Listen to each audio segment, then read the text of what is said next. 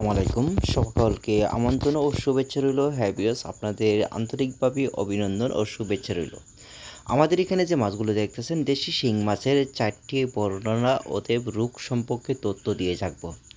4টি রোগ কী কী হতে পারে তার জন্য রয়েছে প্রাথমিকভাবে যে মাছগুলো আপনার পুকুরে ছাড়িবেন সেই পুকুরটা আপনারা যদি ছাড়ার পরে দেখতে পারবেন 2 দিন কিংবা 3 দিন। 3 দিনের মাথার মাধ্যমে যদি বোঝেন যে মাছগুলো ভেসে গেছে অতএব ভেসে রয়েছে, মাছের থুতা বার করে রেখেছে অতএব সম্পূর্ণটা মাছের বডি পানির তলে যাচ্ছে না, তাহলে আপনার বুঝতে হবে যে মাছের কোনো সমস্যা অতএব রয়েছে। দ্বিতীয়ত মাছের ক্ষেত্রে দেখা গেছে মাছের শরীরে এক ধরনের লাল ভাব অতএব রক্ত জমে থাকে, তার মাধ্যমে বুঝতে হবে মাছের শরীরে ইনফেকশন দাগ হয়েছে। এতে মাধ্যমে দেখা গেছে আরেক ধরনের রোগ হয়ে যায় যা বলা হয় মাছের থুতাতে অতএব রক্ত জমা ভাব থাকে। রক্ত জমা ভাবটা যদি থাকে তাহলে আপনারা বুঝবেন যে এই মাছে আপনার ভাইরাস সম্পূর্ণটা ঢুকেছে। তার মাধ্যমে রয়েছে ভাইরাস ক্ষেত্রে আপনি রোগ জীবাণুটা কীভাবে সরাতে পারেন।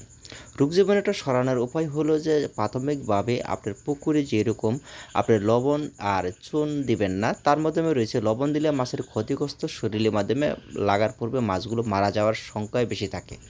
এর মাধ্যমে রয়েছে ওষুধ রয়েছে, যা রয়েছে মাইকুলেন ওষুধ রয়েছে, পেথিলিন ওষুধ রয়েছে। এগুলোতে যদি কাজ না হয় তাহলে আপনার লেবুফেক ওষুধের একটা বড়ি রয়েছে, সেই বড়িটা আপনারা ইউজ করতে পারেন। সেটি হলে গিয়ে আপনার মাধ্যমে দেখা গেছে মাছের শরীরে ইনফেকশন দাগ থাকবে না, অর্থাৎ মাছগুলো সুস্থ সবল লাভ করবে। তার মাধ্যমে রয়েছে পুকুরে, যে পুকুরে মাছগুলো ছাড়িবেন সেই পুকুরটা আপনার শুকনায় ওতে রাখতে হবে 2 থেকে 3 দিন। তার মাধ্যমে রয়েছে পানি দেওয়ার পূর্বে মাছের পরিমাণ মতনে মাছগুলো ছাড়তে হবে, অতএব ছাড়ার পূর্বে আপনারা যে কোনো পাউডার কোনো খাদ্য ব্যবহার করবেন। তার মাধ্যমে রয়েছে খাদ্যর পাশাপাশি আপনারা কিছু পরিমাণে রেনামাইসিং ওই খাদ্যর সাথে মিক্স করে দিবেন। খাদ্যর সাথে মিক্স করে দেওয়ার পূর্বে দেখা গেছে মাছগুলো সুস্থ সবল লাভ করবে, অতএব মাছগুলো সঠিক থাকিবে। মাছের ক্ষেত্রে ইনফেকশন হবে না, অতএব মাছগুলো সুস্থ সবলভাবে আপনারা চাষ করতে পারবেন। শিং মাছের ক্ষেত্রে রোগটা আসে কোত্থেকে? রোগটা আসে একমাত্র পাখি অতএব মাছ ধরে যদি ছেড়ে দেয় সেই মাছের শরীরে ইনফেকশন হয়ে গেলে। তার মাধ্যমে রয়েছে মাছের যে পুকুরে শিং মাছগুলো কালচার করবেন সেই পুকুরে মানুষ যে চলাচল অতএব পুকুরের পানি লড়াচড়া খুবই কম থাকলে মাছগুলো সুস্থ সবল থাকবে।